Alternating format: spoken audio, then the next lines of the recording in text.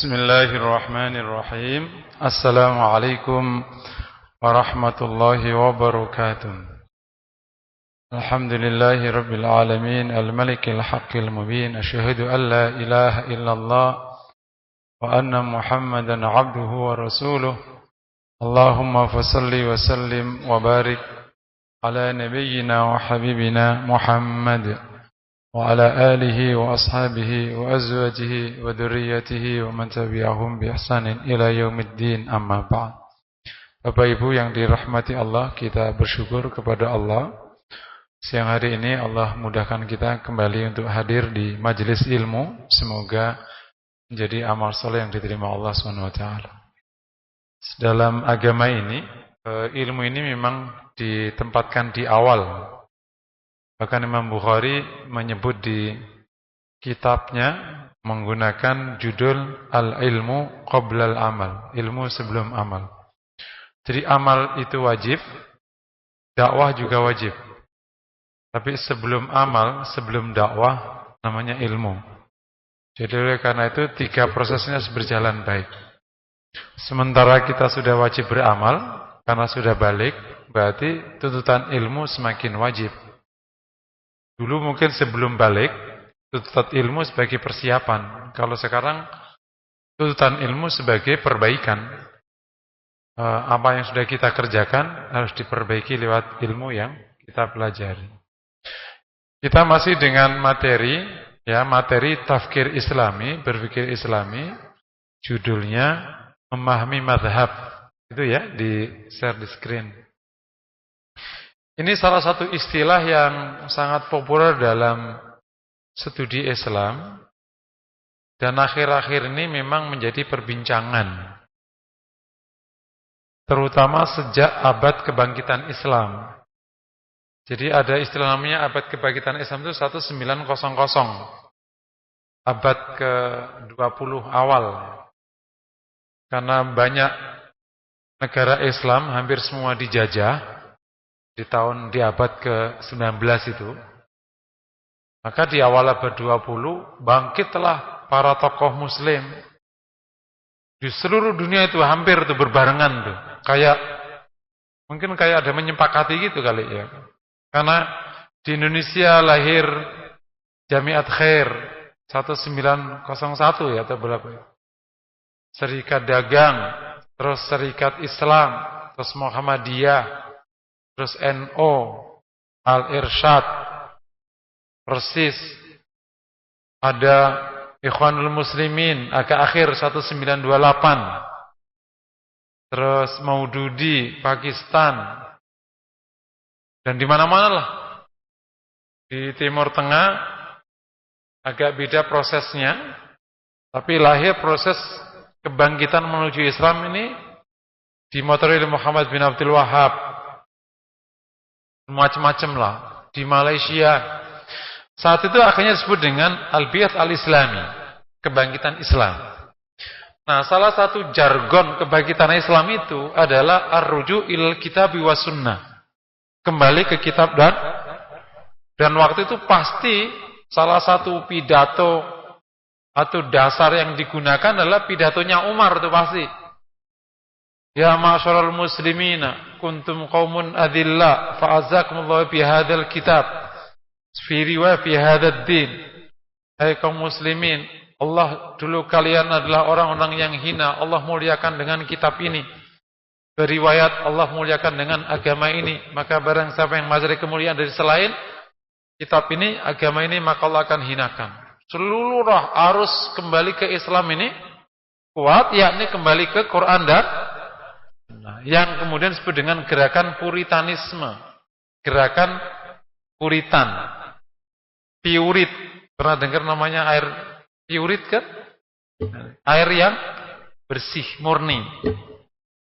Nah, proses ini terus masuk dan betul.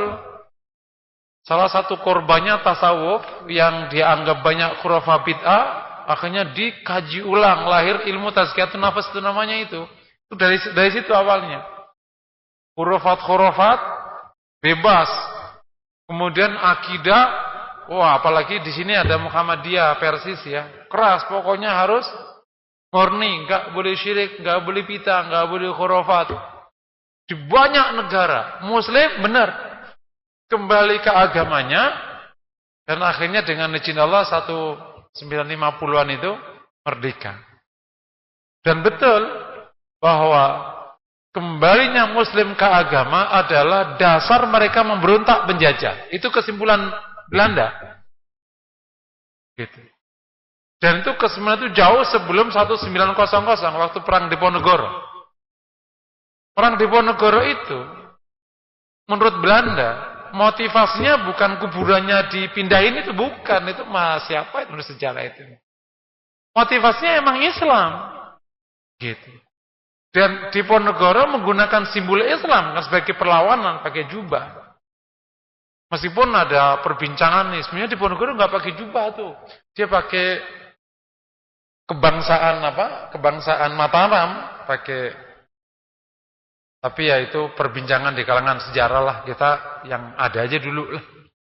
Tapi intinya sejak perang Diponegoro itu Belanda akhirnya membuat lembaga di Surakarta atau Solo untuk mengkaji budaya Jawa.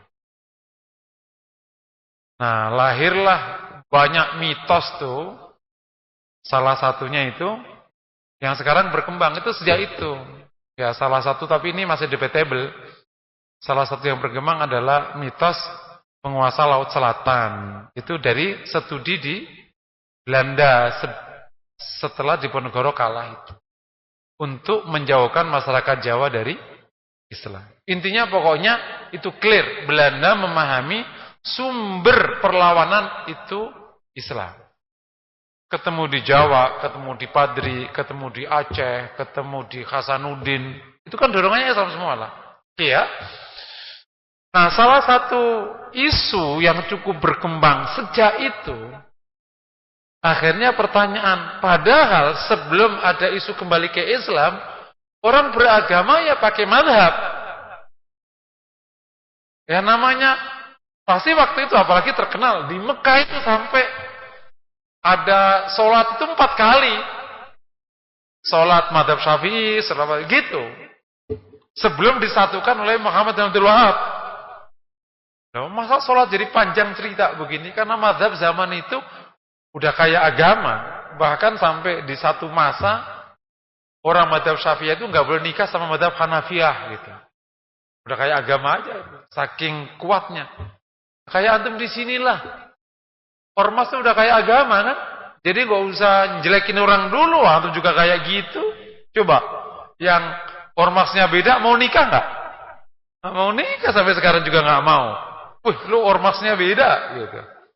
Jadi emang ada masa di mana orang emang kayak gitu itu namanya, saya nyebutnya itu memang korban pengikut, kutukan jadi pengikut. Gitu. Padahal pembuatnya nggak pernah apa-apa, yang pengikutnya di mana-mana emang lebih galak daripada pimpinannya. Kan itu ada istilah satpam lebih galak daripada bosnya, mana-mana. Nah, makanya sejak itu memang mazhab menjadi pergunjingan istilahnya. Sementara masyarakat sudah menjalankan mazhab, ya namanya beragama, salah satu bentuk agama namanya hukum, hukumnya ya ikut mazhab siapa. Yang berbeda mazhab ya dianggap ya salah. Makanya, dan itu sampai nggak usah jauh dari tahun sekarang lah. Misalnya, lo nempel, gak sah, batal wudunya, gitu. Yang satu nggak batal wudunya. Nah mungkin meskipun isu ini udah lama, tapi ya di masyarakat, termasuk mungkin tengah masyarakat kelas menengah, belum kelar. Maka perlu didudukkan kembali. Salah satu kontribusi di pemikiran Islam itu ini. Apa sih mazhab itu sebenarnya? Secara bahasa kan mazhab itu maknanya tempat berjalan. Zahaba yadhabu mazhab. Lajur itu loh namanya mazhab. Zahaba kan pergi, mazhab tempat pergi. Berarti maknanya tempat pergi adalah jalan. Kalau orang Badui, mazhab itu gimana? Ya kan ada jalan itu biasanya. Di tengah padang pasir, itu namanya mazhab ya itu.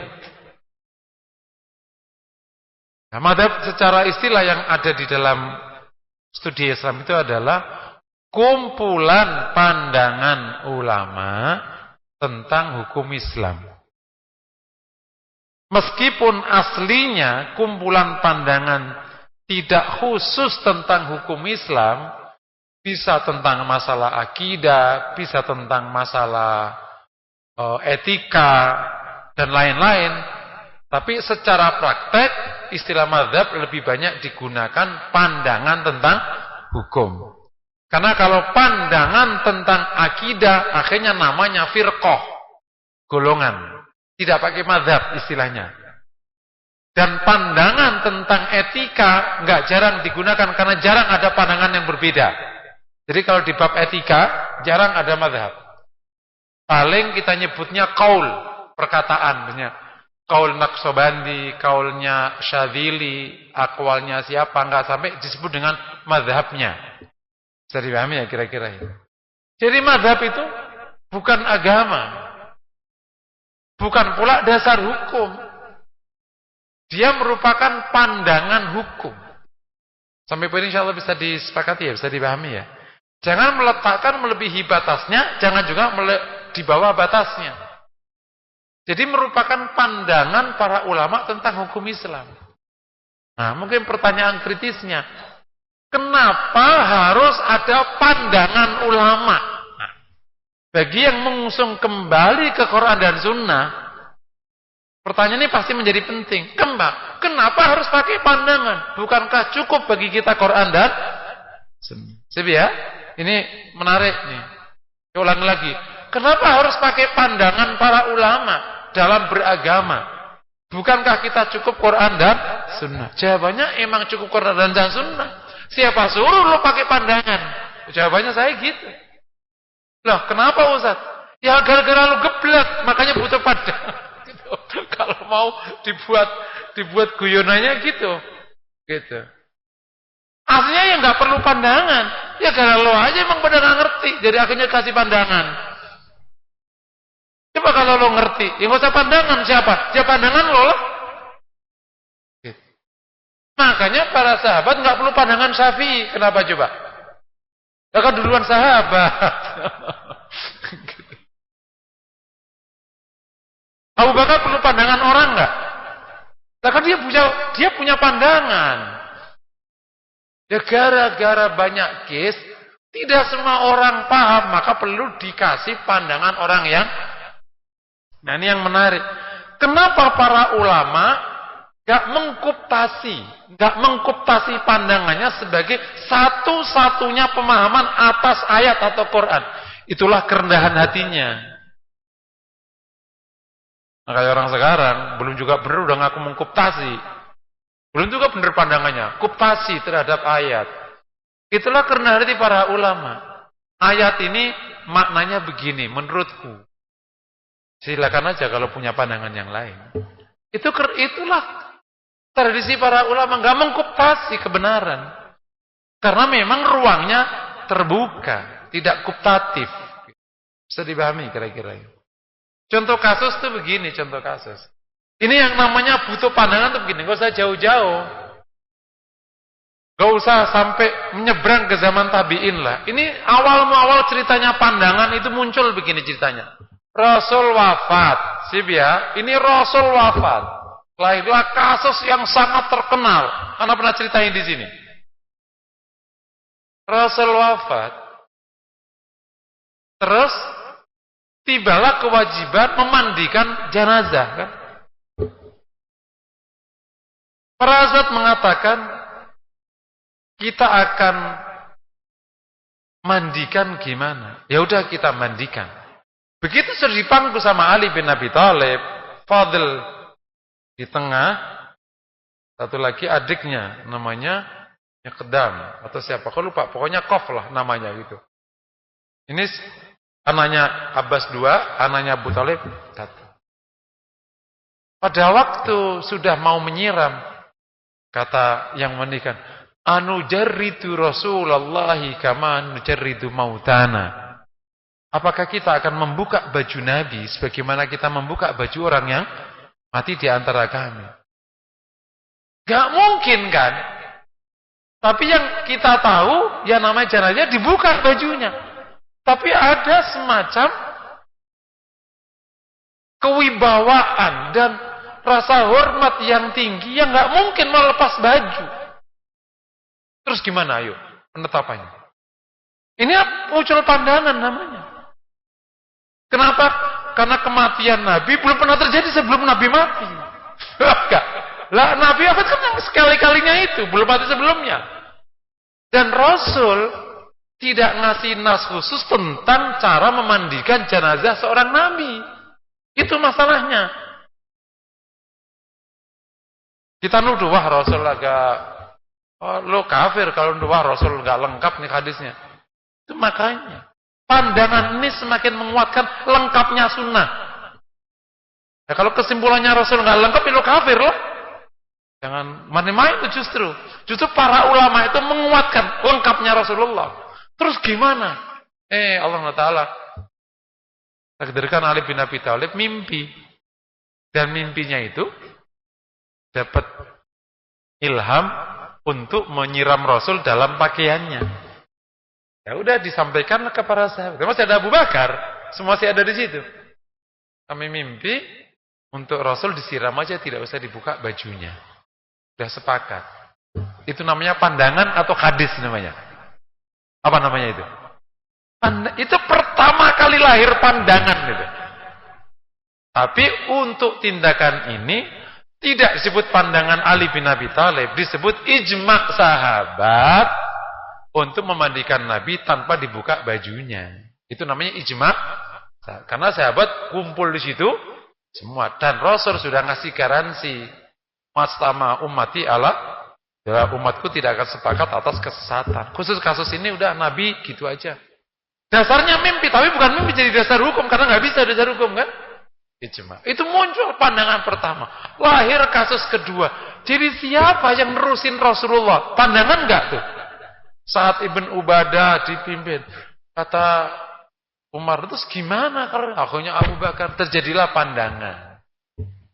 Lahir kasus, ada orang murtad, lahir pandangan Abu Bakar. Ada orang nggak bayar zakat, lahir pandangan. Kenapa pandangan? Karena kasusnya tidak ada di zaman Rasul. Kalau ada di zaman Rasul, nggak usah pakai pandangan, diambil hadisnya kelar. Paham ya? Jadi kalau mau ditanya kenapa harus ada pandangan? Pertama, karena banyak kasus yang muncul. Bahkan sesaat setelah Rasul wafat yang tidak ditemui secara teks di Quran maupun Sunnah. Sehingga harus ada penetapan hukumnya. Maka menggunakan Quran Sunnah, ini kira-kira pandangannya. Itu kata Abu Bakar. Kata Abu Bakar, kenapa kok perangi orang yang bayar zakat? Kata Abu Bakar, ya karena sholat sama zakat nggak pernah dipisah, ya aku perangin. Dia menggunakan ayat itu. Bukankah dia baca la ilaha illallah? Kata Abu Bakar, enggak, karena dia misahin. Sesimpel itu cara Abu Bakar. Itu namanya pandangan Abu Bakar menggunakan ayat ini. Pandangan Umar menggunakan hadis ono. Penggunaan dasar yang berbeda melahirkan pandangan yang tapi karena khalifahnya Abu Bakar yang dipakai, ya kalau Abu Bakar lah. Tapi saat itu akhirnya Umar mengatakan, sepertinya Allah memberikan taufik kepada Abu Bakar. Akhirnya Umar mundur dari pandangannya. Menurut Umar nggak perlu diperangi yang nggak bayar zakat itu, karena masih mengatakan la ilaha. Itu sesaat setelah Rasul wafat.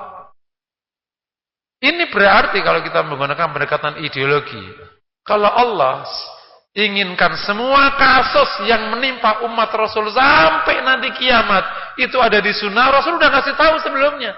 Tapi kenapa dibiarkan oleh Allah? Ada kasus dan ada kasus yang dibiarkan. Berarti memang Allah telah sengaja, memang ini akan dibiarkan. Itulah lahir namanya ulama warathatul anbiya. Yang sudah dijaga oleh Allah Rasulnya, di sini Quran Sunnahnya, nanti ikuti aja trennya. Maka akan namanya ada ijma, ada kias, ada macam-macam. Jadi ya, kenapa harus ada pandangan? Yang kedua alasannya, karena di beberapa ayat dan di beberapa hadis perlu penjelasan para ulama tentang maknanya atau kesahihan hadisnya itu. Kenapa? Karena memang perlu penjelasan. Tunjuk beberapa ayat yang maknanya lebih daripada satu. Faktanya memang ada itu. Faktanya ketemu hadis yang satu sahih, tapi kok kayak berbeda ininya. Terus gimana? Kan katanya suruh ngikutin sunnah, enggak usah jauh-jauh. Riwayat tentang doa iftitah, riwayat tentang doa ruku ada 9, riwayat tentang doa sujud 9, riwayat tentang doa. Ini jadi gimana? Kalau misalnya kita jadi masyarakat muslim zaman tabi'in lah. Terus gimana kita? Ya udah aku juga pusing. Ya udah baca tiga-tiganya. Lah, kok tiga-tiganya? Lah kan sunnahnya tiga-tiganya ada.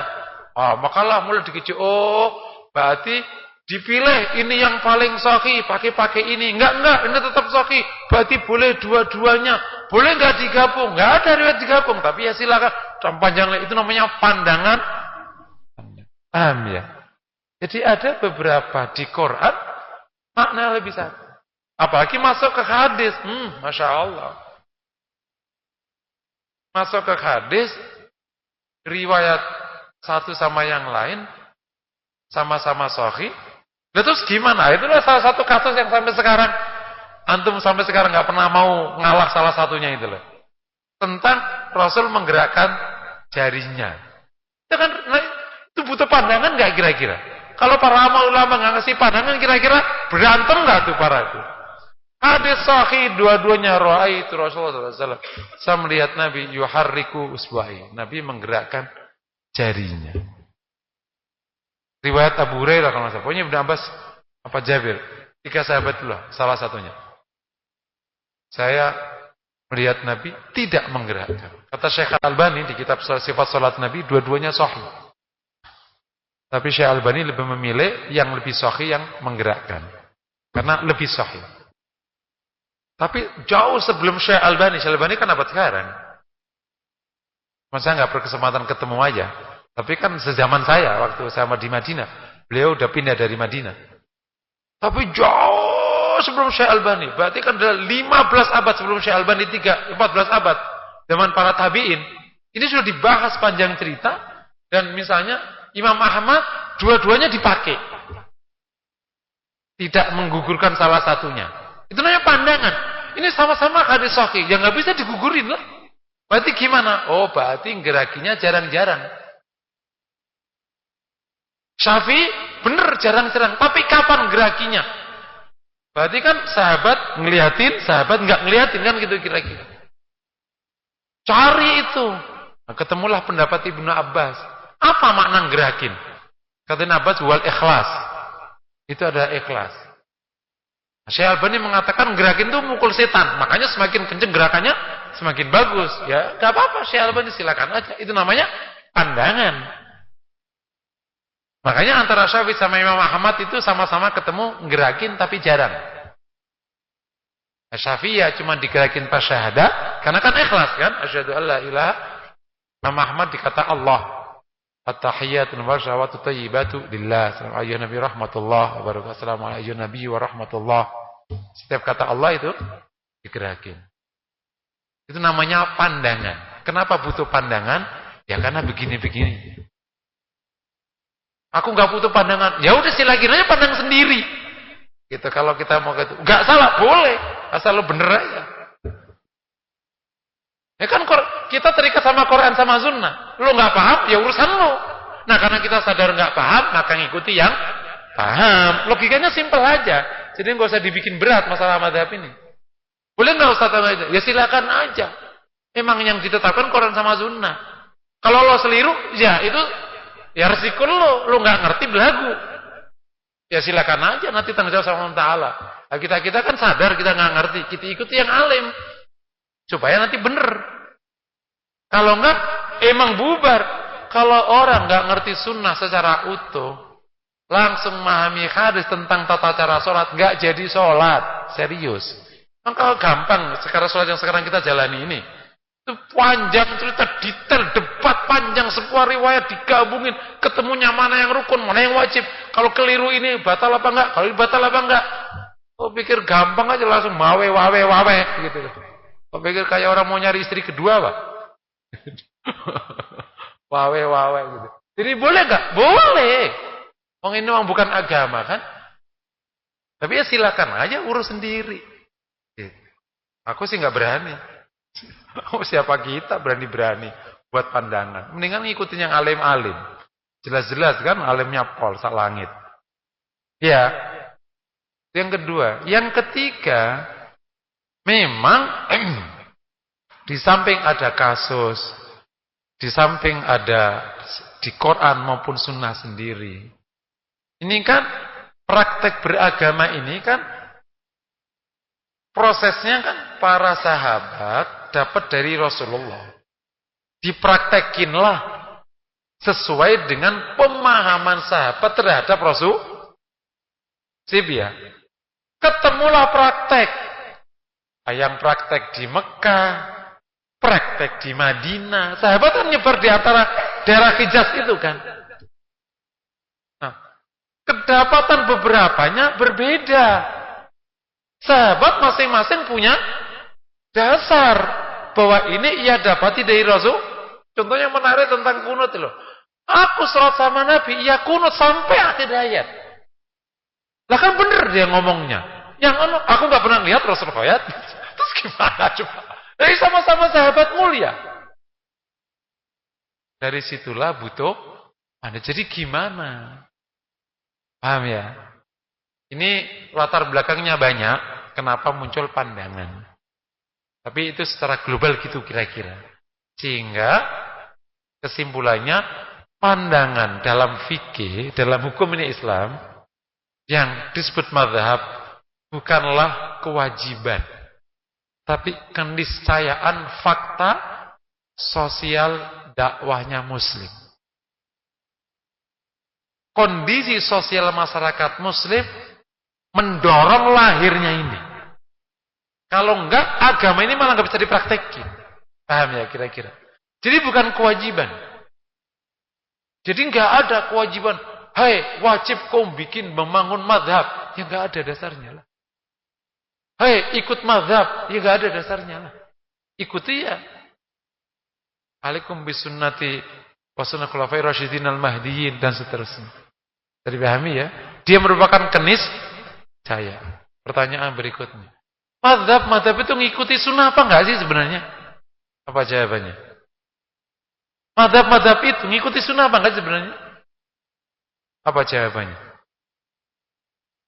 Ya justru karena mereka ingin menjaga Quran sunnah itulah akhirnya mereka punya pandang.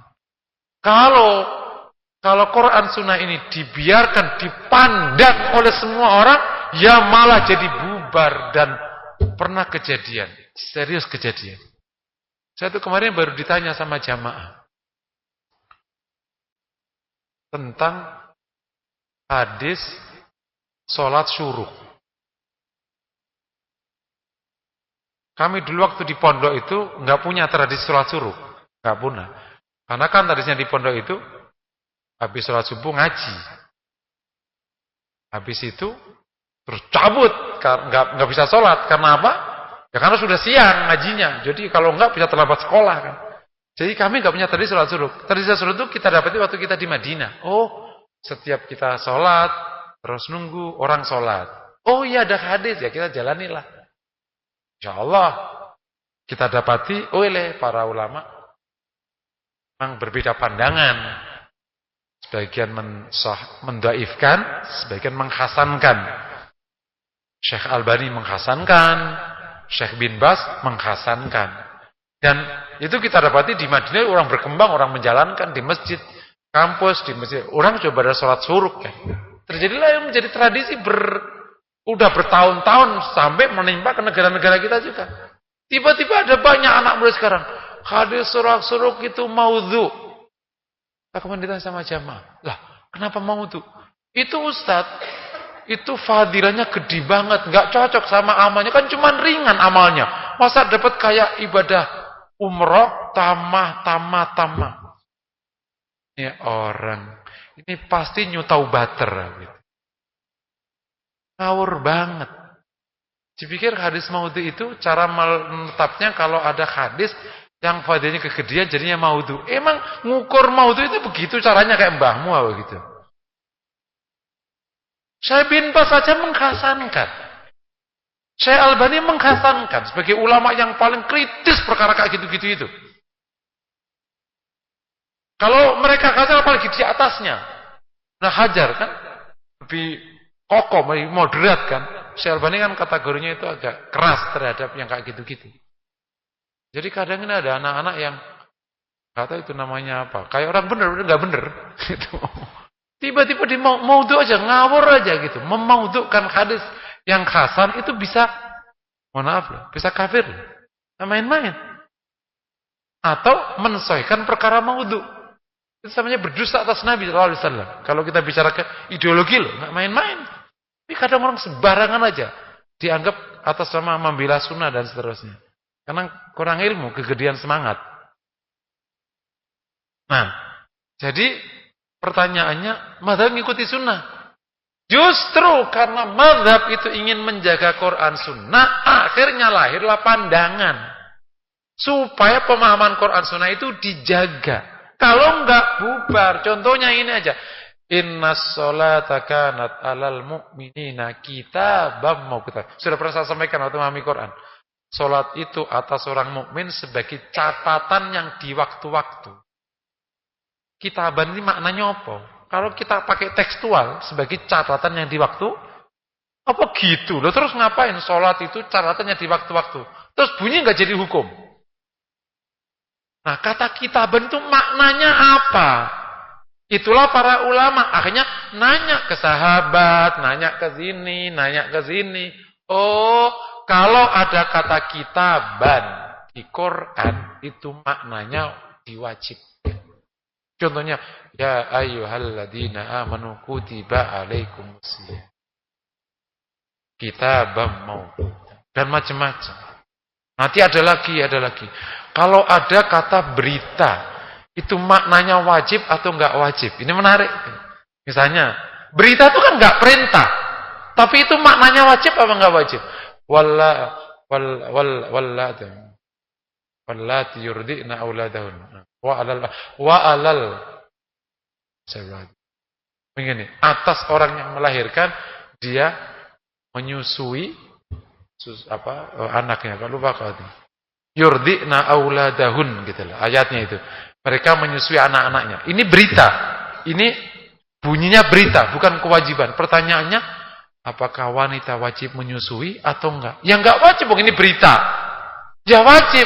Berita maknanya harus jadi fakta, berarti wajib. Ngerti enggak? Cara berpikirnya kayak gitu. Itu sama dengan memahami hadis, badal Islamu ghoriban, wa sayaudu ghoriban kama bada. Ini berita. Islam itu bermula asing dan akan kembali asing. Seperti semula, maka berbahagialah yang terasing. Pertanyaan, apakah kita wajib menjadi orang terasing? Ya enggak, waktu itu berita. Enggak, wajib terasing. Artinya, Rasul telah menyatakan Islam itu harus terasing. Berarti kamu harus menyesuaikan diri jadi berita itu. Gitu atau begini? Jadilah makanya akhirnya lahir pandangan. Menurut Ibnu Abbas, gitu para ulama dulu. Pasti kembalinya kepada ketika memahami Quran sama Sunnah, kembali ke guru-gurunya, sampai pasti ketemu ke Ibnu Abbas, ke Ibnu Mas'ud, masih akan ketemu ke tokoh-tokoh itu.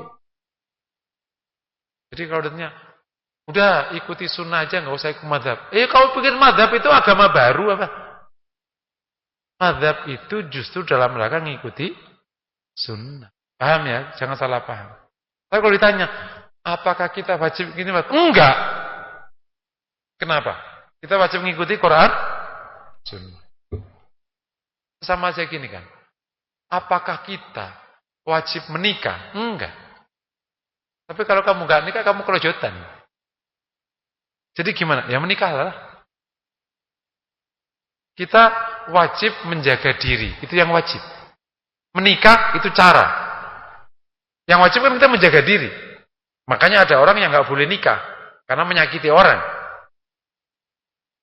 Ngikuti agama wajib, Quran sunnah wajib. Tapi bisa nggak Quran sunnah kamu dalam bidang hukum tanpa mazhab itu? Ya silakan aja kalau bisa.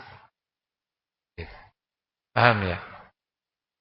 Nah itu pertanyaan yang menarik. Kenapa kok mazhab 4 itu yang kok terkenal? Apakah mazhab 4 doang? Enggak, jumlahnya mah ratusan kalau mazhab itu. Sejak zaman sahabat sudah ada pandangan sahabat. Makanya sekarang ada fikih Umar, fikih Ibnu Umar, fikih Aisyah, fikih udah ada pandangan-pandangan mereka. Cuman kenapa kok 4 ini yang terkenal? Sebabnya karena mereka paling lengkap pandangannya.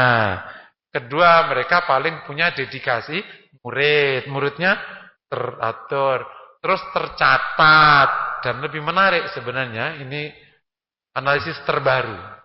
Karena 4 ini secara keilmuan memang menjaga jarak dan menguatkan tradisi keilmuan dari kuptasi kekuasaan. Ia menjaga kemurnian ilmu berhadapan dengan situasi apapun sehingga tetap menjadi matahari. Ini beberapa analisis ilmuwan sekarang. Kenapa kok 4 itu mencorong? Karena mereka telah menjaga independensi ilmu sejak awal. Nggak bisa dikuptasi oleh kekuasaan. Zaman Muawiyah ya begitu. Zaman Abbasiyah ya begitu. Zaman Mu'tazilah ya begitu. Meskipun akhirnya jadi korban mereka, dia bisa menjaga itu. Tidak adaptatif gitu. Nah, makanya kayak ngayun-ngayun ya hilang ilmunya. Kalau ulama kok ACDC, ya memang dia bisa ngayun, ilmunya ya hilang. Maka dia ACDC dia. Yang ilmunya yang nah itu salah satu sebab. Nah kalau pandangan sebelumnya gimana? Pandangan para sahabat Ibnu Abbas sudah teraksep oleh mereka. Istilahnya kayak gitu. Semua pandangan sahabat tentang itu sudah dibahas di mereka. Dan mereka lah terakhir yang punya pandangan yang lengkap. Sehingga yaudah ini aja deh ikut.